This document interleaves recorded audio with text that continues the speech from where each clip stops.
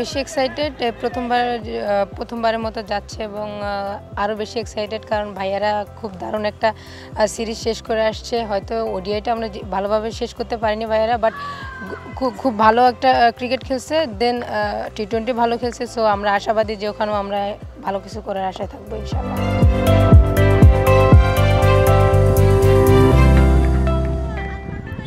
অনেক বেশি একদম অনেক বেশি ইম্পর্টেন্ট, কারণ এই দুইটা ম্যাচ ওডিআই 3টা ম্যাচের জন্য 3টা ম্যাচের পরে আমাদের ডিসাইড হবে যে আমরা ওয়ার্ল্ড কাপের কোয়ালিফাইতে কীভাবে কত দূর যাচ্ছি বা না যাচ্ছি। সো অনেক বেশি ইম্পর্টেন্ট। সো আমরা এটা নিয়ে অনেক সিরিয়াস এবং কনফিডেন্ট ইনশাল্লাহ।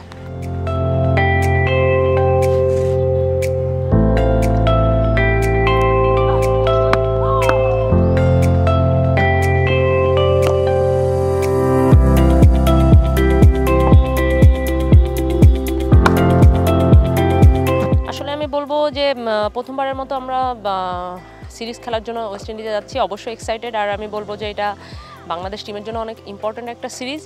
আর আমি পার্সোনালি বলবো যে এক্সাইটমেন্ট অবশ্যই কাজ করবে, কারণ ওয়েস্ট ইন্ডিজে খুব ভালো স্পোর্টি উইকেট। সেখানে আমি মনে করি আমাদের টিম ওয়াইজ আমরা খুব ভালো প্রিপারেশন নিচ্ছি এবং সেখানে যে আমরা খুব ভালো এনজয় করবো এবং ভালো ক্রিকেট খেলার চেষ্টা করবো।